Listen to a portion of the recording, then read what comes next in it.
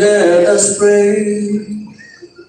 Almighty God, your only Son, begotten from all ages, humbled himself as a child in Nazareth, and became subject to Mary and Joseph. Grant that we may learn from his example to embrace you in all things, and holding fast to the dignity of all, serve our lowly brothers and sisters with open hands and gentle heart. We ask this through our Lord Jesus Christ, your Son, who lives and reigns with you in the unity of the Holy Spirit, God forever and ever.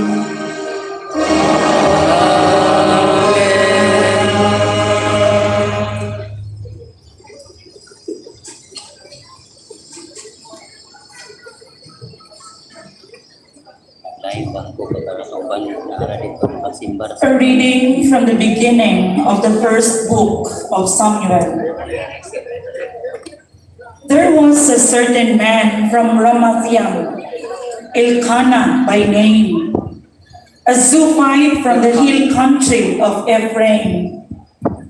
He was the son of Jeroham, son of Elihu, son of Tuhu, son of Zuf, an Ephraimite.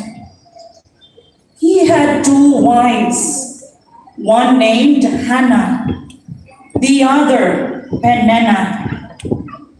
Peninnah had children, but Hannah was childless.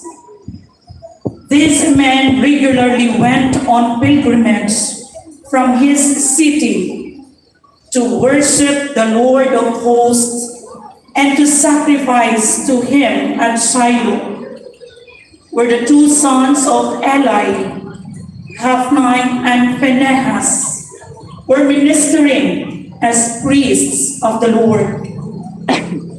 When the day came for Elkanah to offer sacrifice, he used to give a portion each to his wife Peninnah and to all her sons and daughters, but a double portion to Hannah, because he loved her, though the Lord had made her barren. Her rival, to upset her, turned it into a constant reproach to her that the Lord had left her barren. This went on year after year. Each time they made their pilgrimage to the sanctuary of the Lord. And never, Hannah, why do you weep? And why do you refuse to eat? Why do you grieve? Am I not more to you than 10 sons? The word of the Lord. Thanks be to God.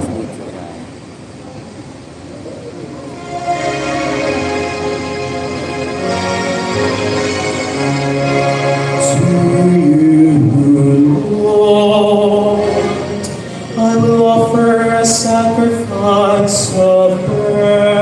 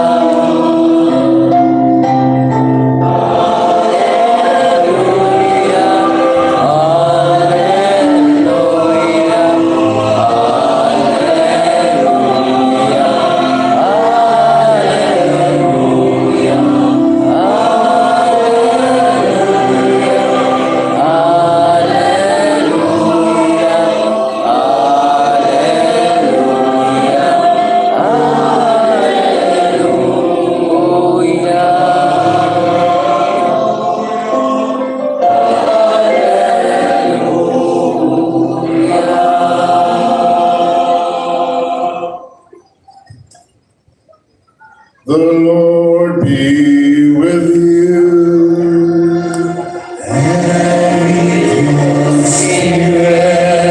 And reading from the Holy Gospel according to Mark.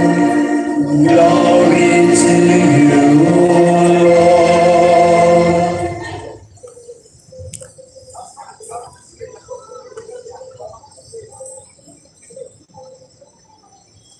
After John had been arrested, Jesus came to Galilee proclaiming the gospel of God. This is the time of fulfillment. The kingdom of God is at hand. Repent and believe in the gospel. As he passed by the Sea of Galilee, he saw Simon and his brother Andrew casting their nets into the sea. They were fishermen. Jesus said to them, "Come after me, and I will make you fishers of men." Then they left their nets and followed him. He walked along a little farther and saw James, the son of Zebedee, and his brother John. They too were in a boat mending their nets. Then he called them. So they left their father Zebedee in the boat along with the hired men and followed him. My brothers and sisters, the gospel of the Lord.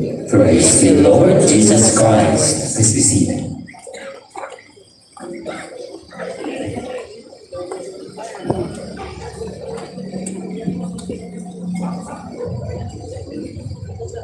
My dear brothers and sisters in Christ, Viva Quid Señor! Viva el Señor!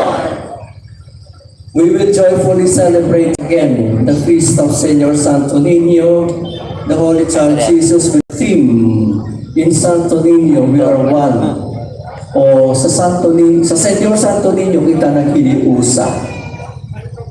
In this small yet powerful image, we are reminded of a great truth that God chose to come to us not as a king with armies, but as a child, humble, loving, and close to every human heart. Sa nagwali sa usa ka bata, di padayag sa Dios ang kaugalingon nga kaduol, mapainog-salong, o puno sa gugma. Si Senyor Santo Niño, dili lang hulagway nga atong giday. Siya usa ka bubing tawag nga nag-awhag kanato sa panagtiusa sa atong tagsa-tagsa kabalay, sa atong komunidad, o sa tibuok nasod. Senyor Santo Niño teaches us that God meets us where we are. A child is innocent, trusting, and open. When we look at this Santo Niño, we are invited to return to those same qualities in our faith. To trust God completely, to depend on Him, and to open our hearts to one another. Our theme for this year's Fiesta Señor says, in Santo Niño, we are one. This reminds us that our unity does not come from wealth, power, status in life and in society, in language or background. Our unity comes from the Lord Jesus Christ. Just as a child belongs to a family, we too belong to one family in God. Senyor Santo Niño unites us because He is for everyone. The rich and poor, the young and old, the strong and weak. The Lord Jesus said that whoever welcomes a little child welcomes Him. When we honor the Santo Niño, we are also called to care for others with childlike love, especially those who are vulnerable, forgotten, or hurting. Unity begins when we choose kindness over division, forgiveness over anger, and compassion over pride. Ang pagiliusa nagpasabot nga bisan lain-lain ang atong kahimtang, una-una o kasinatian, magiliusa kita sa pagkigugma o sa pag-alagad. Sa atong mga pamilya, ang Santo Niño nag-awhag nga ibalik nato ang pag-ampo nga nagkatipon o ang pagpasaylo sa usag-usa. Kung himuon nato ang Santo Niño nga sentro sa atong mga panimalay, siya mao ang mag-iusa sa atong mga kasing-kasing. Kung pasundlo nato siya sa atong mga katilingban, maghiliusa kita nga nagkabahin-bahin tungod sa mga scandals o political ideologies nga atong nasinatian karong panahon. Ang atong unang pagbasa karong adlaw, naghisgot mahitungod kang Ana, usa ka babayi nga nag-antos og dakong kasakit tungod kay wala sila'y anak ni Elkana, ang iyang bana.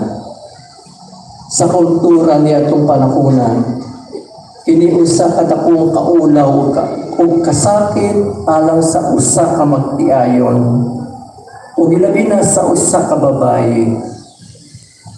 Matagtuig musaka sila ang ilang pamilya sa silo aron pagsimba o pag-alad o pananap ngadto sa Ginoo. Apan imbis nga kalipay, bisan pa dobliho ni Elkana ang bahin sa gihalad nga ihatag kang Ana, ang kasing-kasing ni Ana na puno o kasakit tungod kay ihatagan lamang siya o gihatag o wala siya hatagi sa Ginoo o anak. But remember that God raises to heights those who are disadvantaged and despised.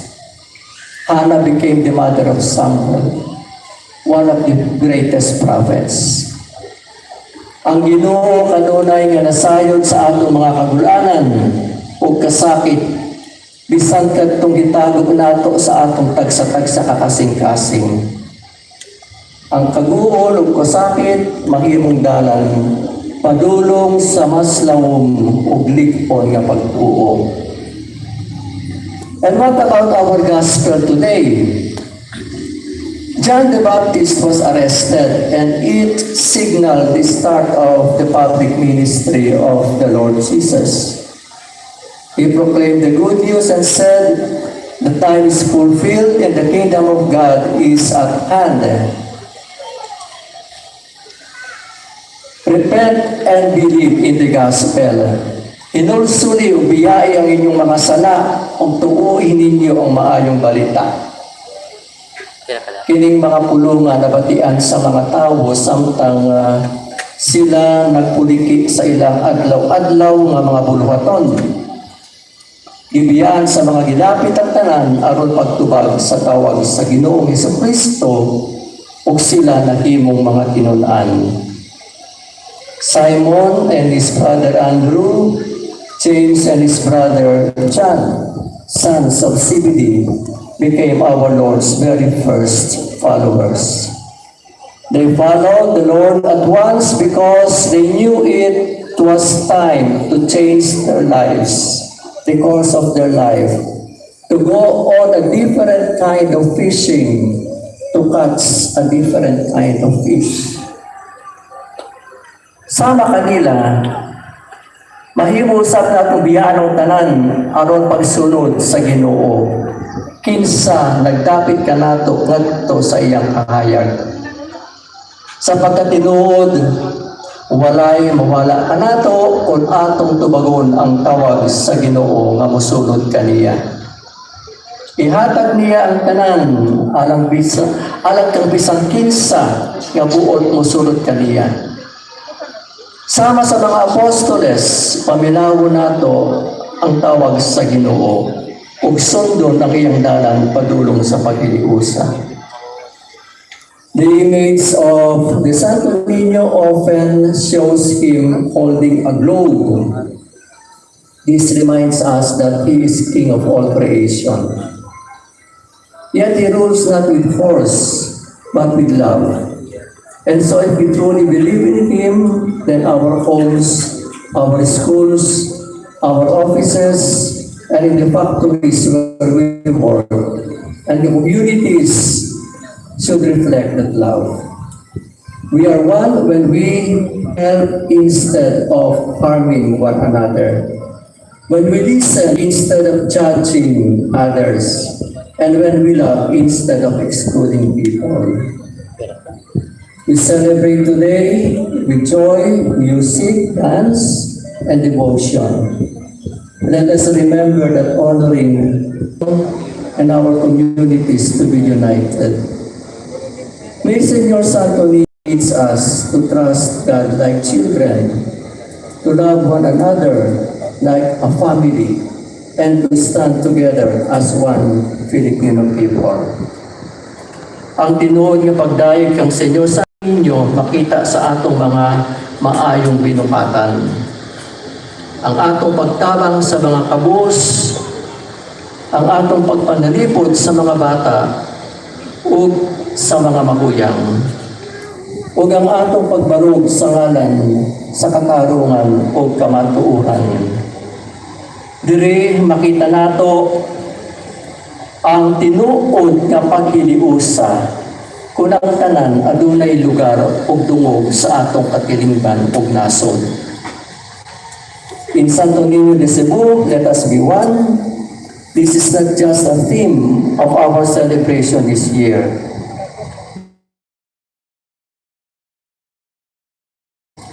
Pag-iliusa kita sa paglaom bisan pa sa mga pagsulay. Pag-iliusa kita sa pagigugma ug sa pag-alagad ug pinaagi kaniya ang atong pamilya, katilingban ug nasod. Paghiliusa sa kalinaw, gugma ug paglaom. Amen. Viva el Señor! Viva el Señor!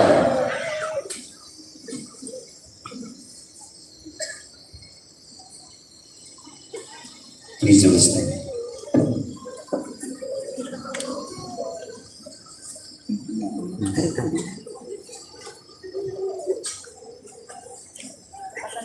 The Lord Jesus calls and chooses us even now to live in accordance with God's will. In response, let us present the needs of our community as we say, Señor Santo Niño, receive our petition. That the leaders of the church may remain faithful to the responsibilities entrusted to them. Let us pray to the Lord. Señor Santo Niño, receive our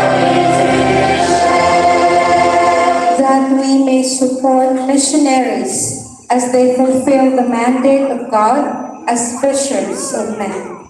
Let us pray to the Lord.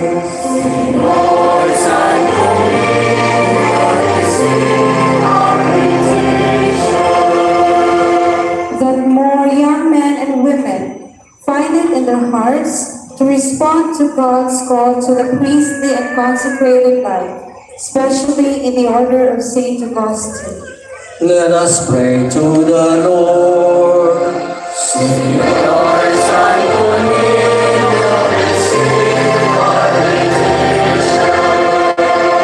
That it may please God that Venerable Teofilo Camumon be raised to the honors of the altar. Let us pray to the Lord.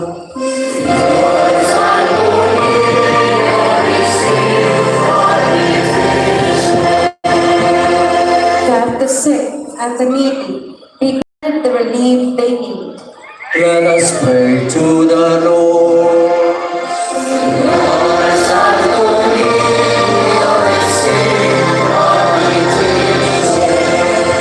That those who have been affected by natural and man-made disasters, especially the recent trash slide at Pinango, be granted the support they badly needed, and that those who have died be granted eternal rest. Let us pray to the Lord.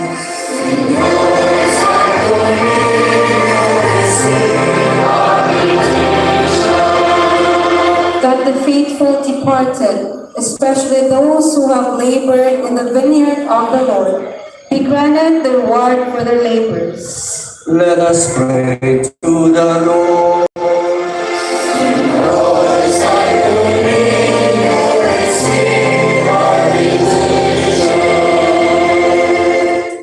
Ever faithful God, you do not let us be tested beyond our strength, and you grant us the endurance to bear our crosses patiently.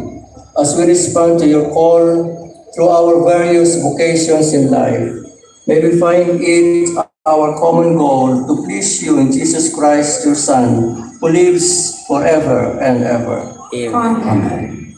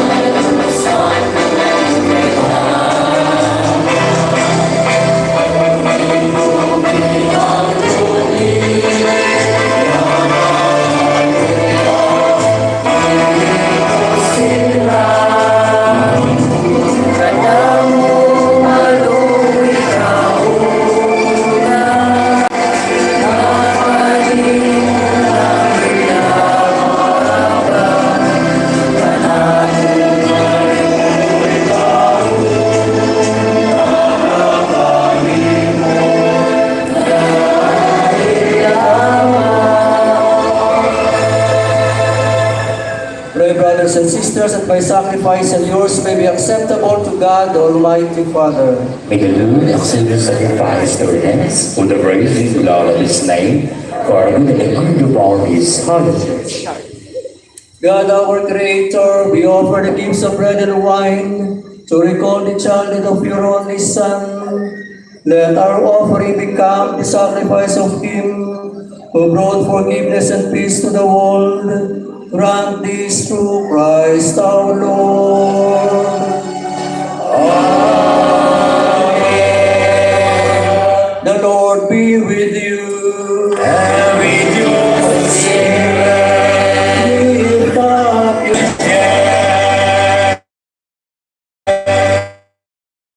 our duty and our salvation, always and thanks, Lord God the Father, Almighty and eternal God, through Christ our Lord.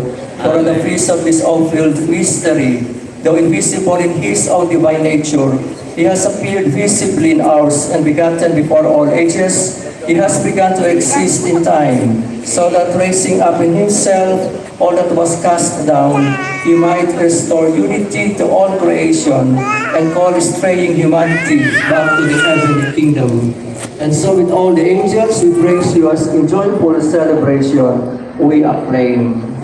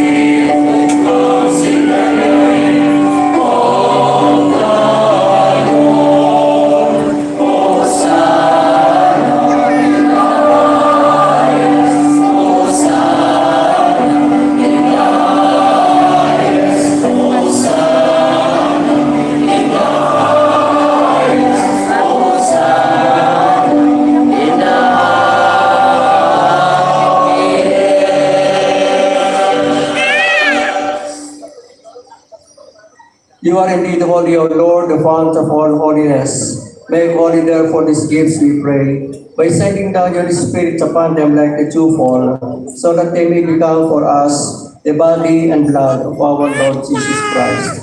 At the time He was betrayed and entered willingly into His passion, He took bread and giving thanks, broke it and gave it to His disciples, saying, "Take this, all of you, and eat of it, for this is my body, which will be given up for you."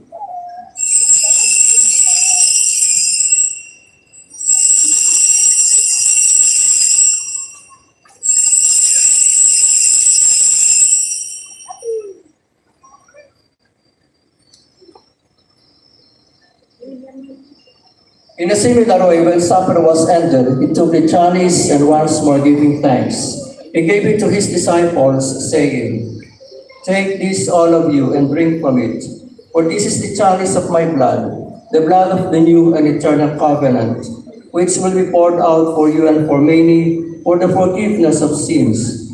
Do this in memory of me."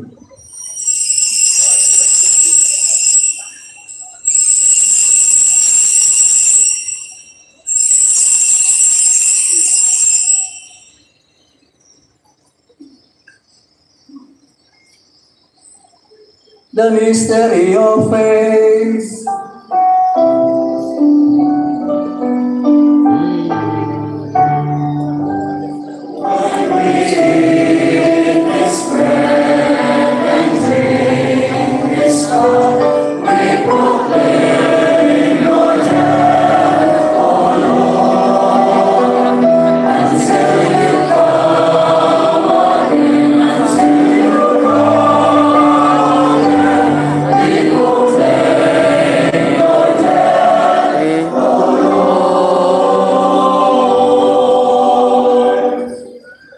Therefore, as we celebrate the memorial of His death and resurrection, we offer you, Lord, the bread of life and the chalice of salvation, giving thanks that you have held us worthy to be in your presence and minister to you. Humbly we pray that partaking of the body and blood of Christ, we may be gathered into one by the Holy Spirit.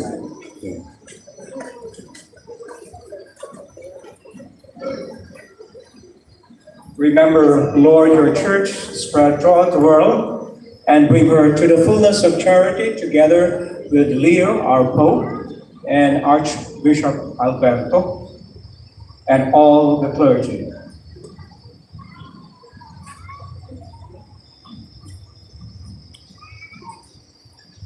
Remember also our brothers and sisters who have fallen asleep in the hope of the resurrection, and all who have died in your mercy. Welcome them into the light of your face.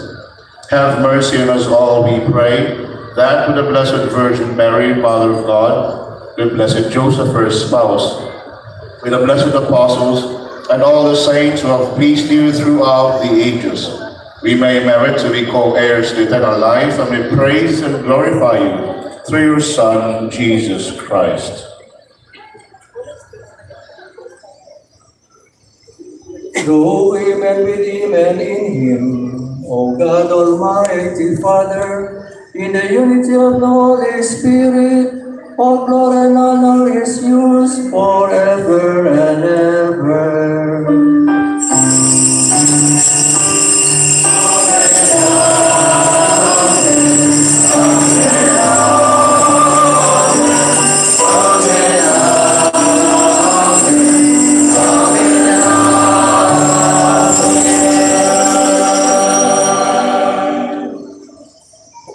Let us now sing together the Father of all nations, the prayer taught to us by Jesus, his Son and our brother, who through the image of Senor Santo Niño has shown special favor to our people.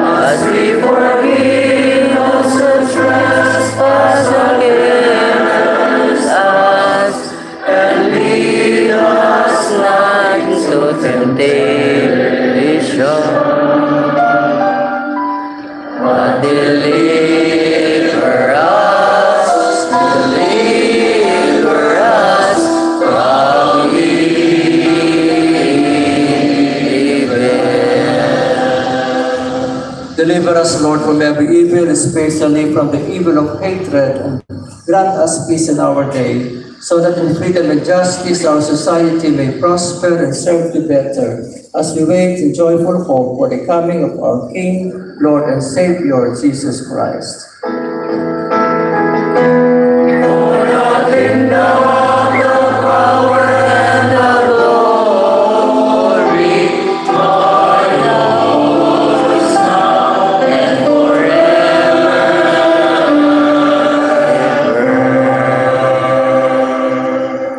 Lord Jesus Christ, you said to your apostles, my peace I leave you, my peace I give you.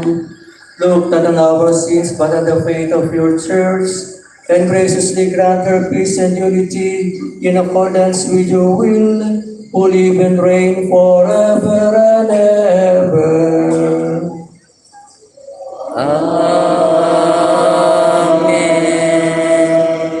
The peace of the Lord be with you always. And with your spirit.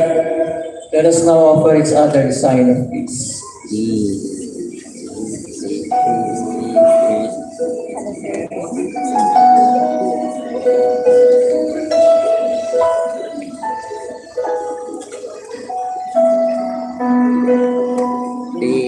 You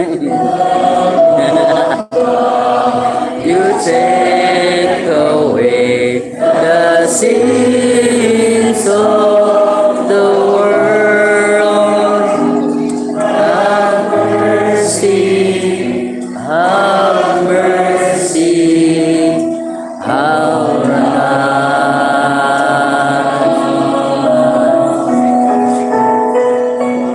Lamb of God, you take away the sins of the world. Have mercy, have mercy, have mercy.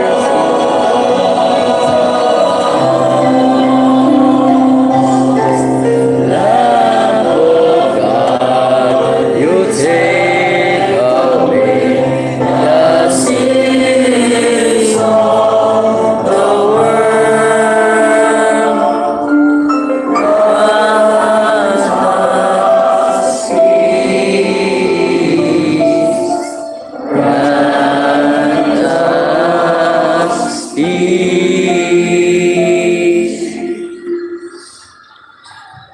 Behold the Lamb of God, behold him who takes away the sins of the world. Blessed are those called to the supper of the Lamb. Lord, I am not worthy that you should enter under my roof, but only say the word, my soul shall be